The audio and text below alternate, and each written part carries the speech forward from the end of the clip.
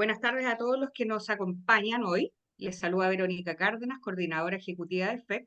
Es un placer compartir con ustedes este nuevo espacio de webinar FEC, oportunidad única, pago de 12% impuesto personal. Este es nuestro webinar número 59. A continuación los dejo con Andrés Vial, quien será el moderador de este webinar y les contará un poco de nuestro expositor, que es en esta oportunidad Christian Blanch.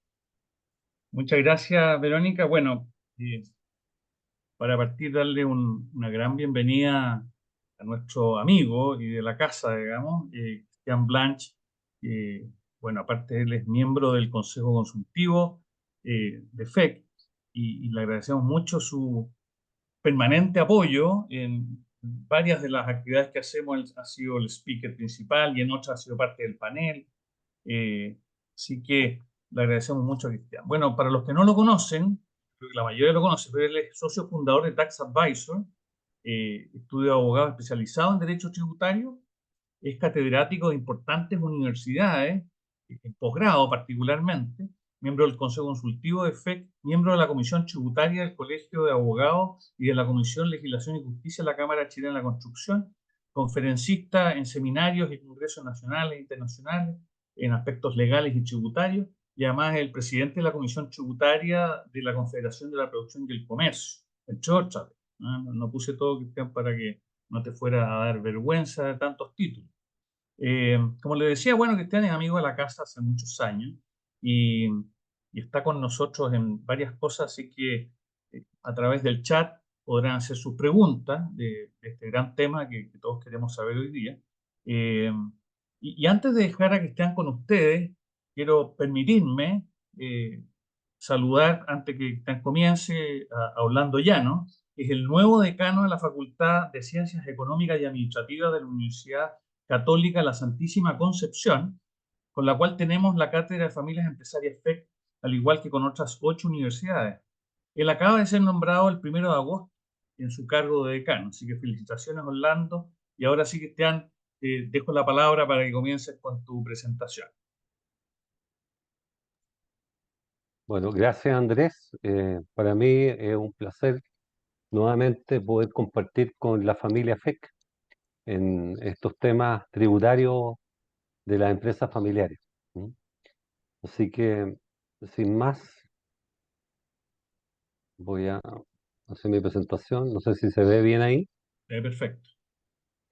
Bueno, esta charla se denomina una oportunidad única eh, que, a la que puede acceder la holding de la empresa familiar de pagar un impuesto de 12% con cargo a los impuestos de los dueños de la empresa. ¿M? Y en eso va a consistir esta exposición.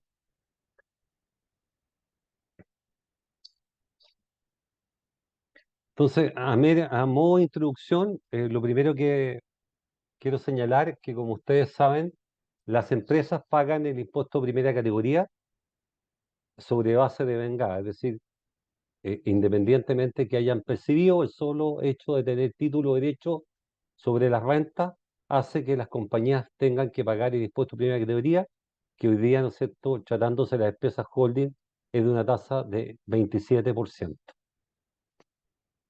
Los dueños de las empresas que tienen residencia o domicilio en Chile pagan el impuesto global complementario cuando son personas naturales, y este es un impuesto progresivo por tramos.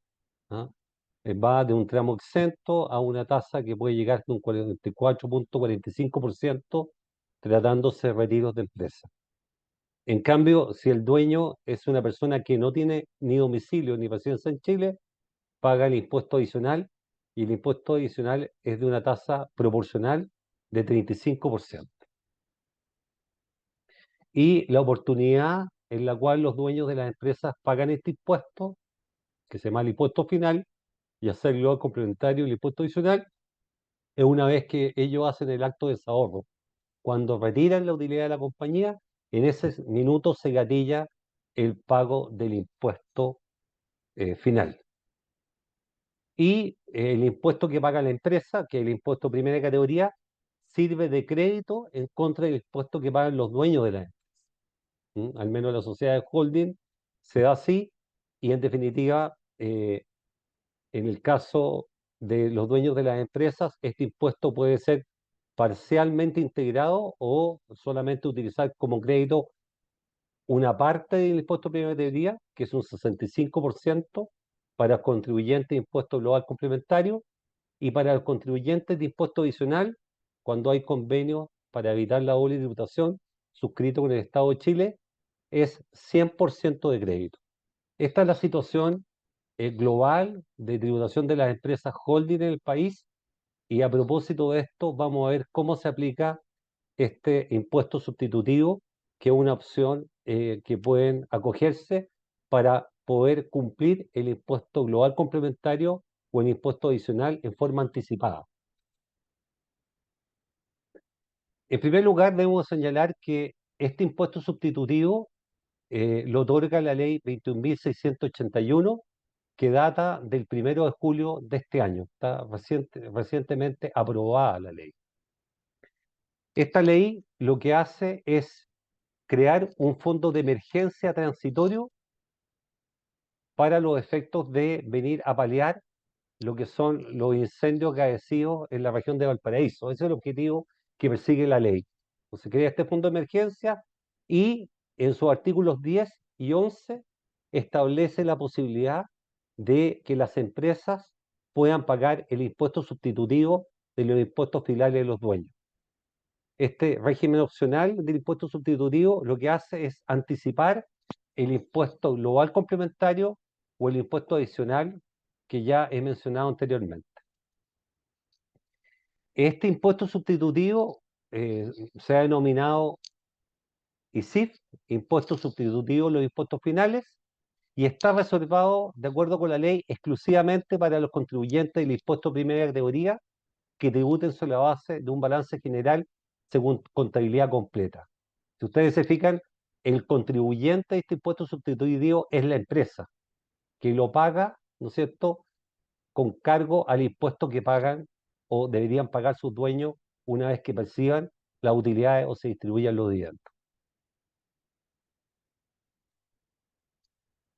Ahora, las empresas sujetas al régimen general de tributación, que son aquellas que están reguladas en el artículo 14, letra A de la Ley de Impuesto a la Renta, y las empresas acogidas al régimen de tributación de las pymes, que son aquellas que están reguladas en el artículo 14, letra D, número 3 de la Ley de Impuesto a la Renta, cuando han optado por llevar contabilidad completa, son las que se pueden acoger al impuesto sustitutivo de los impuestos finales, y esto lo pueden hacer hasta el 31 de enero del año 2025. Fíjense ustedes que no solamente se pueden acoger durante el año 2024, sino también hasta el vencimiento del último día hábil del mes de enero del próximo año. Ahora, tratándose como el objeto de esta charla está enfocado básicamente en las empresas holding familiares, lo que estamos hablando, las empresas holding familiares se acogen al régimen general de tributación, que es el artículo 14, letra A de la Ley de Impuesto a la Renta. La ley establece que para determinar la tasa aplicable al impuesto único, al impuesto sustitutivo, cómo se calcula la base imponible de este impuesto, si tiene o no derecho a crédito del impuesto de primera categoría y otra serie de reglas que regula la ley, ¿no es cierto? Hay que distinguir de cuál es el régimen conforme al cual el contribuyente tributa en el ejercicio comercial en que se ejerza la opción. Como ya la he mencionado, nos vamos a ir adentrando a el régimen general de tributación y vamos a ir dejando de lado el régimen aplicable a las pymes. ¿Por qué? Porque como ya le he dicho, el enfoque está dado básicamente a las empresas holding o sociedades de inversión que son dueñas de las empresas operativas. Para que tengan una idea, hace pocos días, creo que fue ayer, en el diario Financiero apareció una noticia de Sebastián Valdenegro, que es el periodista económico tributario del diario, que señala que hay 74.000 empresas que están acogidas al artículo 14A de la Ley de Impuesto a la Renta, que tienen la posibilidad de acogerse al ISIF, a pagar este impuesto sustitutivo de los impuestos finales. Y ellos poseen el 97% del RAI declarado ante el Servicio de Impuesto Interno. Entonces, en definitiva, este impuesto sustitutivo está orientado básicamente a los contribuyentes del régimen general de tributación. En cambio, hay 216.000 empresas acogidas al régimen PYME, que es el artículo 14D, número 3 de la Ley de Impuesto a la Renta, que en la medida que lleguen contabilidad completa también se van a acoger a este sistema, o es susceptible que se puedan acoger, pero en este caso estas empresas solamente contienen o han declarado un 3% del RAI ante el Servicio de Impuesto Interno. Además, el informe financiero de esta ley establece que el fisco o la Dirección de Presupuesto del Ministerio de Hacienda estima recaudar aproximadamente un 0.21% del PIB a través de este ISIF. Y esto representa aproximadamente 673 millones de dólares, que es una cifra bastante cuantiosa, pero que es por solo una vez, porque el ISIF solamente rige, como ya comenté anteriormente, hasta el 31 de enero del año 2025. Sin perjuicio de lo anterior, hay que señalar que el hecho de anticipar el impuesto global complementario o anticipar el impuesto adicional significa recaudar hoy día para dejar de recaudar mañana, porque obviamente aquellos que anticipan el impuesto posteriormente, ¿no es cierto?, no lo vuelven a pagar, y por lo tanto es un incentivo que establece la norma para, ¿no es cierto?, que obtener una mayor recaudación. Podemos decir que ya hemos tenido otras experiencias de pagar o anticipar el impuesto final de los dueños, que es el famoso ISFUT, ¿ah?, que se ha dado en 3 periodos anteriores. Y en el ISFUT el promedio recaudado ha sido prácticamente el doble de lo que se espera recaudar con el ISIF. Por lo tanto, el gobierno también tiene esperanza que eventualmente este impuesto sustitutivo pueda recaudar incluso algo más de 673 millones de dólares. Ahora, ya les adelanté a ustedes que nosotros nos vamos a concentrar en el holding familiar. Lo primero que vamos a señalar es que las empresas familiares normalmente están estructuradas sobre la base de una empresa holding de inversiones, y esta empresa holding de inversiones es la propietaria de las empresas operativas. ¿Y esto con qué objetivo? Básicamente con el objeto de que haya una voluntad común de la familia frente a cada empresa operativa. Los dueños de las empresas, las personas naturales, ya sean que tengan domicilio en Chile o en el exterior, no tienen participación en las empresas familiares normalmente en forma directa en la empresa operativa, sino lo tienen a través de la empresa holding, por distintas razones, y la razón más fundamental es poder organizar a través de un pacto, a través del protocolo familiar, un estatuto que permita que los cambios que se producen a nivel de la empresa familiar, los nacimientos, las muertes, los divorcios, no afecten a la empresa operativa. De tal manera que en la sociedad holding hay una estructura de un directorio, de un consejo directivo, que toma las decisiones y hay una sola voluntad respecto de los terceros. Estas empresas lo que hacen en consecuencia es recibir las utilidades que reparten sus empresas operativas, y también, excepcionalmente, cuando tienen algún grado de inversión propia, también generan rentas, ¿no es cierto?, ya sea en Chile o en el exterior, ya sean inversiones en mercado de capitales o de actividades inmobiliarias. Ahora, normalmente las sociedades holding, que están estructuradas sobre la base de la participación de las empresas operativas, que son sus filiales, muchas veces lo que generan son pérdidas tributarias. Y las sociedades holding, además, lo que hacen es reinvertir las utilidades que reciben. Reciben las utilidades de las empresas filiales y hacen una especie de contraloría. Reciben estos fondos, no tributan, porque la sociedad holding posterga su tributación hasta encontrar un contribuyente final, contribuyente del impuesto global complementario o impuesto adicional, no distribuye la utilidad y normalmente la mayoría de esas utilidades son reinvertidas, ya sea en Chile o en el exterior y en nuevos proyectos de sus empresas operativas. Y por esta razón, eh, normalmente nos encontramos que en las empresas holding familiares tenemos gran cantidad de utilidades acumuladas e incluso desde antes del año 2016, aquellas que provenían del antiguo FUT, que hoy día se denomina como STUT.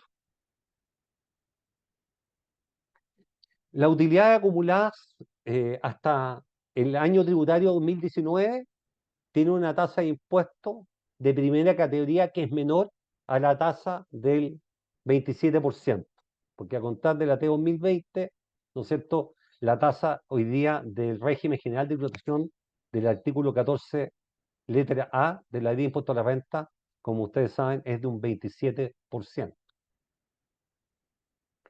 En consecuencia, el ISIF se aplica de acuerdo con la ley a todas las utilidades tributables que tiene la empresa holding acumuladas en el registro RAI hasta el 31 de diciembre del 2023.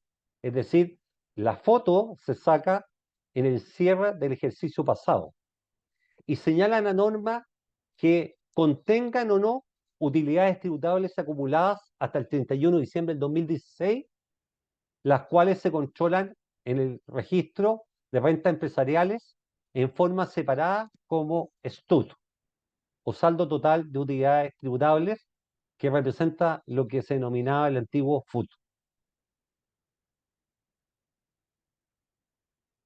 El STUT considera todas las utilidades tributables que estaban en el registro FUT, como ya mencioné, sin distinguir, señala la ley, si se grabaron o no con el impuesto primera categoría, ni con la tasa de dicho impuesto.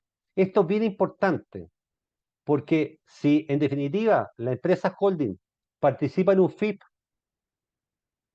o participó en un FIP y el FIP le distribuyó utilidades a la empresa holding tiene el STUT, utilidades pendientes de tributación que no han pagado el impuesto de primera categoría. Pues bien, estas utilidades también se pueden acoger al ISIF.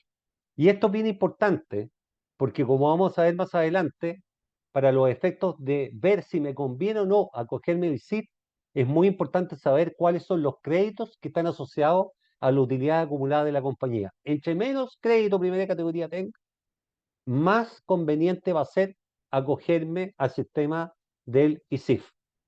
Y un ejemplo de esto es el caso de los fondos de inversión privados.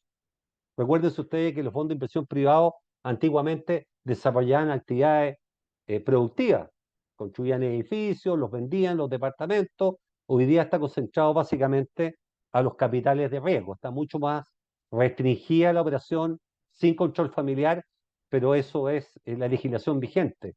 Pero en cambio, como la compañía holding tiene utilidades acumuladas de años anteriores, obviamente en sus registros empresariales puede mantener, ¿no es cierto?, esta situación. Lo mismo sucede cuando la holding tiene una participación, por ejemplo, en zona franca, que no paga la primera categoría, reciben la utilidad sin crédito. Pues bien, esas utilidades son bien importantes para considerar, ¿no es cierto?, al momento de hacer el cálculo del ISIF.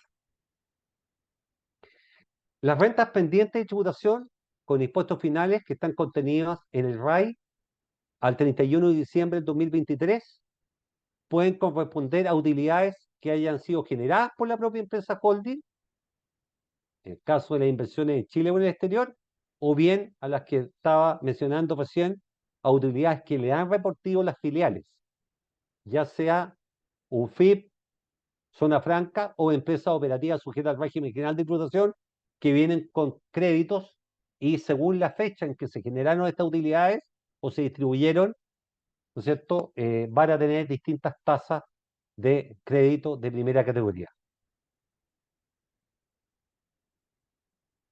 Las empresas holding están sujetas al sistema parcialmente integrado. ¿Por qué están sujetas al sistema parcialmente integrado? Porque cuando los contribuyentes de Global Complementario reciben el dividendo que distribuye la holding, van a pagar su impuesto global complementario pudiendo utilizar como crédito el 65% del impuesto de primera categoría.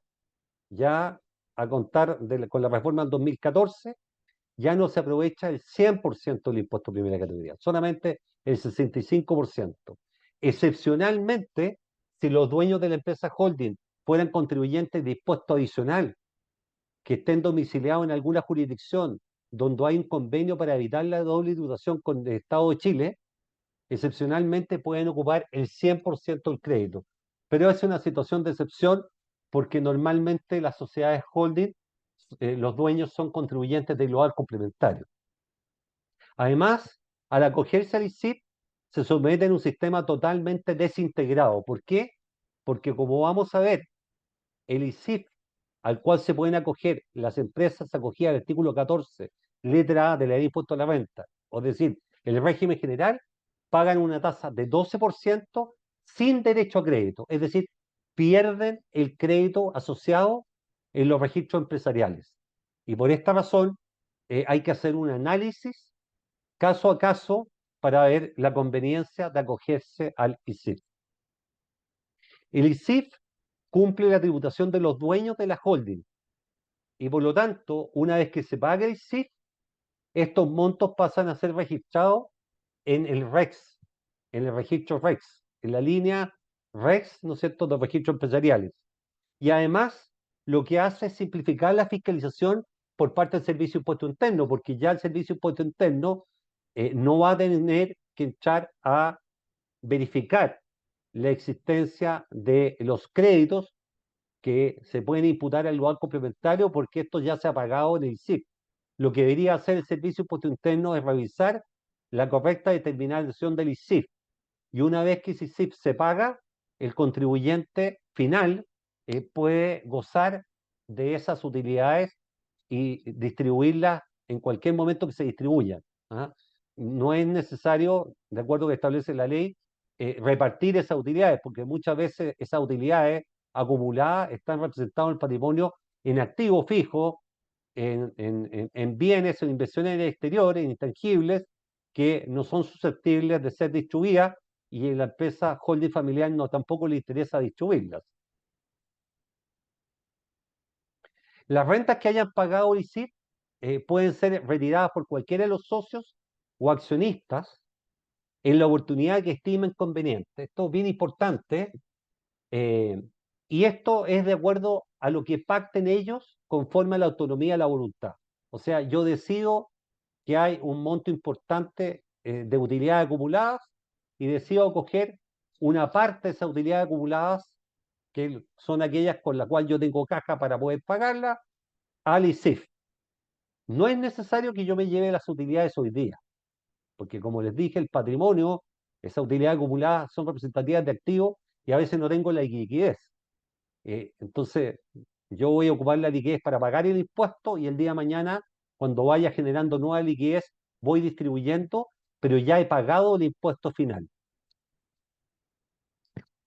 Sin embargo, hay que recordar que cuando se hacen los repartos de utilidades entre los dueños de la holding, si estos repartos no corresponden a la participación en el capital social, hay que explicarle al Servicio de Impuesto Interno cuáles son las razones comerciales, económicas, financieras, patrimoniales o administrativas que justifican un reparto diferenciado. Caso típico, el papá es dueño del 90% del capital y del 90% de las utilidades, y los hijos, dos hijos, cada uno el 5% del capital y 5% de las utilidades, pero los hijos retiran más utilidades que el papá.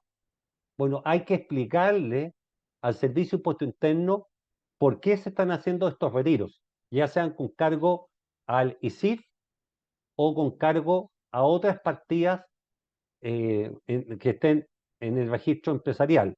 y en caso que esa explicación no sea suficiente para el servicio de impuesto interno, se va a aplicar el impuesto control del artículo 21 de la ley de impuesto a la renta, es decir, esa diferencia en el reparto de utilidades va a quedar grabada con una tasa de 40%.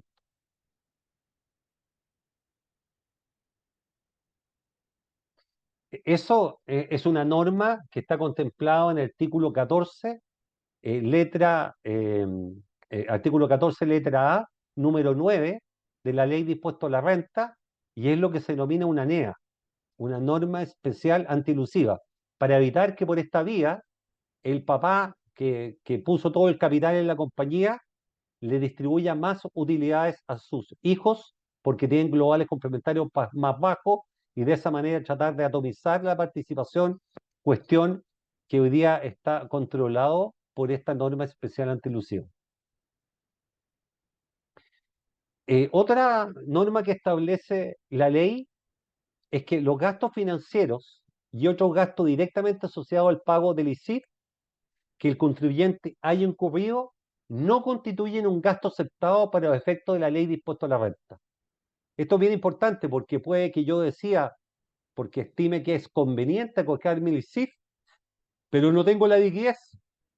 La empresa holding, podría endeudarse con el sistema financiero y por esta vía pagar un crédito, ¿no es cierto? Y con ese crédito poder solucionar el ISIF. Pues bien, los intereses de ese crédito no se pueden rebajar del impuesto a la renta. Es un gasto no aceptado. Pero no obstante ser un gasto no aceptado, ¿no es cierto? Y consecuencialmente no poder disminuir la renta líquida imponible del impuesto de primera categoría de la holding, la ley señala que tampoco se van a afectar con el impuesto control del artículo 21. Es decir, van a tener que agregarse a la renta líquida, pero en definitiva no afectarse con la tasa del 40% que es el impuesto control, a diferencia de lo que sucedía con los retiros desproporcionados que comenté en la lámina anterior. Al no existir carryback, es decir, la posibilidad de que yo pueda, las pérdidas puedan absorber utilidades acumuladas, pueden coexistir pérdidas tributarias con utilidades tributarias acumuladas en el RAI.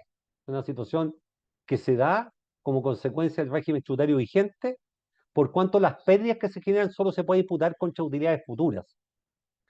Entonces yo me puedo encontrar con una compañía que puede tener un STUT muy alto y un RAI muy bajo. Y eso muchas veces se puede dar en las empresas holding cuando las empresas holding no tienen rentas propias, sino todas las rentas son recibidas, ¿no es cierto?, de las filiales y atendiendo a la situación económica, ¿no es cierto?, puede que en los años pasados, cuando estaba el sistema del FUT, hayan habido grandes utilidades que se distribuyeron a la holding y ahora, en definitiva, por los problemas de caja que sufren las empresas, las utilidades a la holding sean menores. Ahora, no se pueden acoger a ISIC las utilidades que hayan sido reinvertidas desde otras empresas, que es lo que se denomina el FUR, el Fondo de Utilidades Reinvertidas.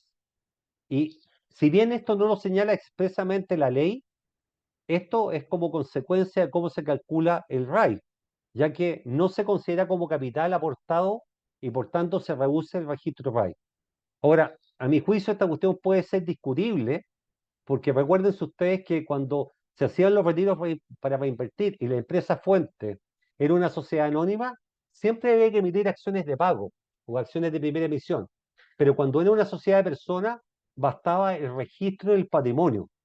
Posteriormente se modificó esta norma y se dijo que cuando se hacía un retiro para reinvertir en una sociedad receptora de personas, igual había que hacer un aumento capital. Pero hay un montón de utilidades reinvertidas que se acogieron al sistema antiguo. No obstante, la instrucción del Servicio de Impuesto Interno, la circular 34, lo que establece es que el RAI no es susceptible de acogerse al sistema del ISIF, cuestión que, como les digo, en ese sentido creo que puede ser cuestionable. Para evaluar la conveniencia de acogerse al ISIF, es necesario tener en cuenta los créditos de primera categoría asociados a cada régimen tributario, tanto el STUT como el RAI. Y además es necesario tener presente el orden de prelación en caso que se distribuyan utilidades. Porque yo tengo que comparar cuánto es lo que pago en el ISIF versus cuánto es lo que pago en el régimen general de tributación si hago distribución de utilidades y pago el igual complementario o el impuesto adicional. En el caso del ISIF, a diferencia de lo que es el régimen general, que es la distribución de utilidades normal, el orden de prelación es inverso, porque primero se aplica el régimen tributario del STUT y agotado esto se aplica el RAI. A diferencia de lo que sucede con la distribución de utilidades, que están afectados al régimen general de pago global complementario y impuesto adicional, que primero se imputa al RAI y después al STUT. Ahora, para la holding familiar, el impuesto sustitutivo, los impuestos finales, se aplica con una tasa proporcional de 12% y sin derecho a crédito. Por esta razón, es totalmente desintegrado el sistema. ¿Por qué? Porque se va a pagar la primera categoría y se va a pagar un 12%. Y no se va a poder utilizar para pagar ese 12% el impuesto de primera categoría. Se va a sumar para calcular la carga tributaria total que afecta al contribuyente de las rentas que genera la empresa. Ahora, se deben considerar para su análisis los tramos del impuesto global complementario de sus dueños, que se afectan con diferentes tasas hasta llegar a un máximo de 44.45%. Es decir, para yo comparar si me conviene el CIF o me conviene irme al régimen general, tratándose de un contribuyente global complementario, no solamente tengo que preocuparme de las tasas del impuesto de primera categoría que podría utilizar en un régimen general, sino también me tengo que preocupar de cuáles son los tramos de impuesto global complementario, porque recuérdense ustedes que el impuesto global complementario es un impuesto progresivo y por tramos. Y tratándose de distribución de utilidades, como hoy día está totalmente, parcialmente integrado, porque hay una obligación de restituir el 35% del impuesto de primera categoría, tratándose del contribuyente global complementario, la tasa marginal o la tasa más alta puede llegar a un 44.45%. Si yo estuviera en la tasa más alta de 44.45%, en principio, claramente soy un candidato a acogerme al ISIF. En cambio, si los dueños de las holdings son personas sin domicilio ni residencia en Chile, es decir, contribuyentes de impuesto adicional, mi tasa no es progresiva por tramos, es una tasa proporcional. Y esa tasa es de un 35%. En ese caso, hay que estarse especialmente en los créditos. Si no tengo créditos, obviamente la tasa de 35% va a ser muy superior a la tasa de 12% que me permite pagar el ISIF. Si tengo créditos, tengo que hacer el cálculo matemático correspondiente.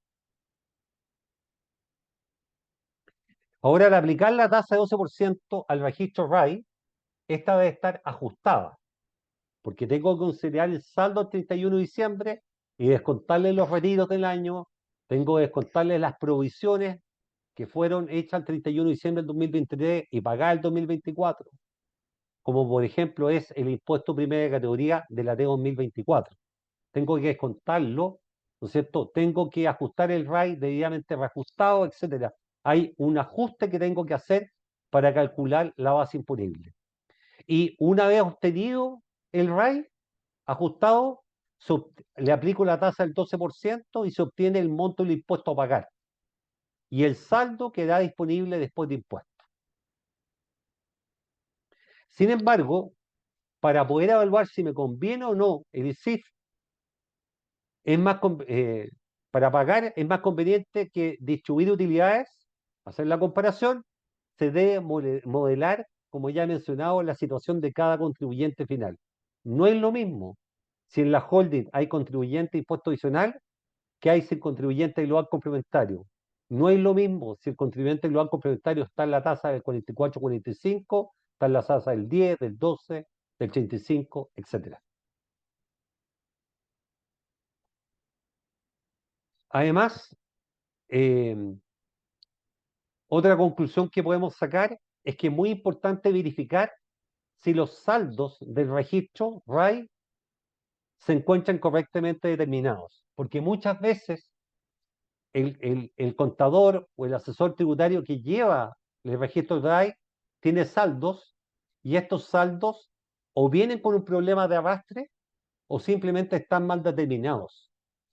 Por lo tanto, si están mal determinados y yo me acojo al ISIF y hay una revisión por parte del Servicio de Impuesto Interno, voy a tener un problema, ¿no es cierto?, de fiscalización y eventualmente una liquidación de impuestos. Y además, uno de los datos o una de las circunstancias que me permiten poner una orden de alerta de esto es cuando existen observaciones por parte del Servicio de Impuesto Interno. Si yo tengo un especialista tributario que me ha hecho una auditoría de el registro RAI y además no tengo observaciones o esta observación del Servicio de Impuesto Interno la he solucionado, yo puedo acceder con confianza al ISEF. En caso contrario, me puedo estar metiendo en un problema. Y llamando a una revisión al fiscalizador del Servicio de Impuesto Interno. Ahora, si bien la ley, ¿no es cierto?, o de acuerdo a las normas generales, es posible rectificar, ¿no es cierto?, las declaraciones de impuestos, la circular del Servicio de Impuesto Interno señala que es posible rectificar el formulario 50, que es donde yo tengo que declarar el ISIF. Pero la norma de la instrucción del servicio dice siempre que dé lugar a un mayor pago de impuestos. Es decir, la circular, cosa que no establece expresamente la ley, me restringe la posibilidad de rectificar el ISIF a los casos en que yo solamente tengo que pagar más impuestos. Si yo declaro y pago el ISIF y después me doy cuenta que hay un error en los registros o en los créditos asociados a esos registros y yo quiero rectificar para que me devuelvan impuestos, de acuerdo con lo que establece la circular, no me lo van a devolver. Lo que evidentemente no estoy de acuerdo y creo que la circular se excede de lo que establece la ley y aquí se nota que el derecho al error, que es un derecho que tiene el contribuyente, la circular no lo respeta, de alguna manera vulnerando los derechos de los contribuyentes que podrían acogerse a este ISIF. Y agrega a la norma algo que no venía en la circular que estuvo en consulta. Agrega que es en forma acumulativa, que dichos errores no alteren la sustancia de la voluntad declarada. ¿Qué es lo que quiso decir Impuesto Interno en la circular con que dichos errores no alteren la sustancia de la voluntad declarada?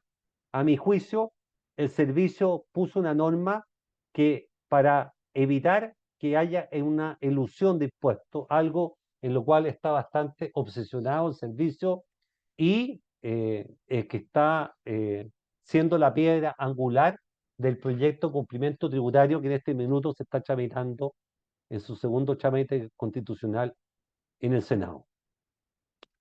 Eso es lo que puedo señalar, Muchas gracias, Andrés, Iván. y quedo atento a las preguntas. Muy, muy interesante tu presentación, la verdad que iba tomando nota. Muchas siglas que no son muy conocidas, a lo menos por mí. Yo imagino que muchos de los especialistas que hoy día nos acompañan las entienden más que los no especialistas, pero me llamó mucho la atención el recorrido que nos hiciste por las tasas. La verdad que Chile es un país de tasas altas, ¿no? En general, la primera categoría, el marginal, la del global complementario, tasas altas y así todo. Hay gente que de repente las quiere seguir subiendo. Eh, bueno, eso da para otro webinar completo, digamos, podríamos estar en un capítulo especial de ver el tema de las tasas. Pero de las preguntas que nacen, y bueno, les pido a todos que vayan poniendo preguntas en el chat. eh, la primera es, bueno, ¿cómo puedo saber si me conviene o no acogerme? Porque tú hablabas ya casi al terminar que uno tiene que analizar cuánto tiene en la empresa, cuánto es su propia tasa en el global y por lo tanto tratar de apuntarle, digamos, de que de verdad sea conveniente, satisfactorio. Entonces, ¿cómo puedo hacer eso? Aparte, me imagino, de ir a tu oficina y que nos hagas un análisis, pero en términos más globales, ¿cómo podemos hacer eso? La respuesta es que esto hay que hacerlo caso a caso.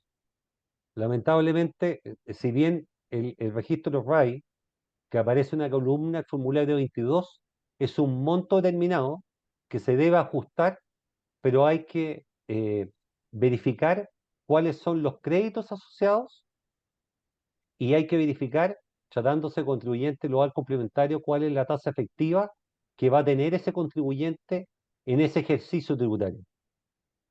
Entonces, no hay una solución mágica. ¿Ah?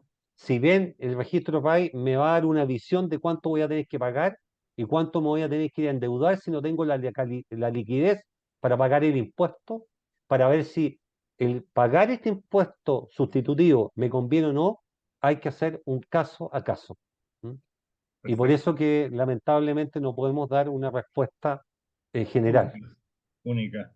A mí se me imaginaba que tal vez si con algún especialista ingeniero uno pudiese hacer algunos gráficos globales donde diga cómo van las tasas, cómo va el RAI y uno se pueda ubicar en alguna parte en la cercanía. Por supuesto que no como para tomar una decisión final, pero sí para saber si es conveniente meterle un poco de mano o simplemente quedarse como están, digamos. No sé si eso es Claro, muy pero si uno factible. tiene, claro, no hay un punto de equilibrio, pues si uno quisiera pensar que si uno está en el régimen 14A, debería estar en el tramo 7.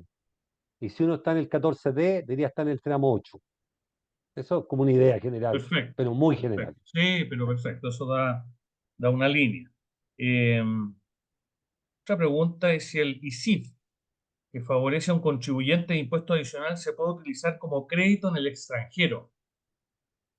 Claro, esa es una muy buena pregunta, porque cuando los dueños de la holding, y hay muchas familias que algunos de los hijos o de los nietos que son dueños de la holding, cuando están en la segunda o tercera generación, muchos de ellos se han radicado en el exterior y tienen domicilio y residencia en el exterior.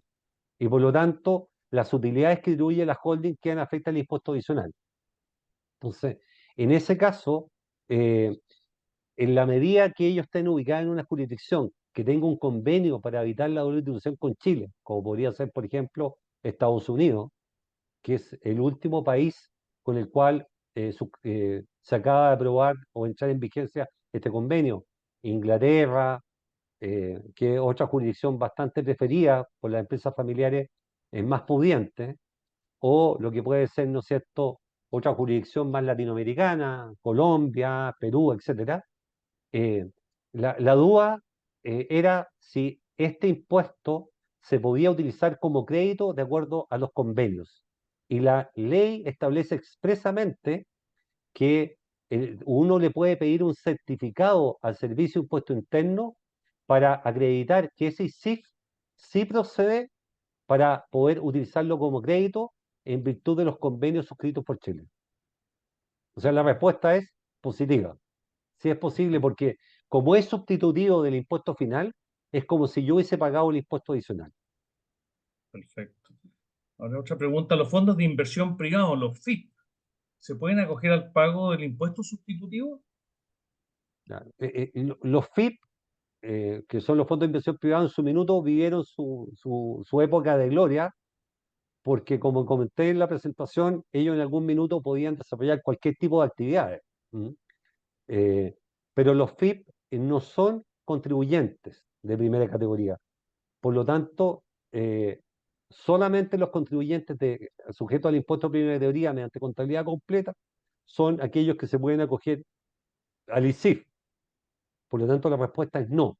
El FIP no se puede acoger al ISIF, pero si el FIP le distribuyó utilidades a la holding se puede acoger respecto a aquellas utilidades que están en el RAI o en el STUT, ¿no es cierto?, de ese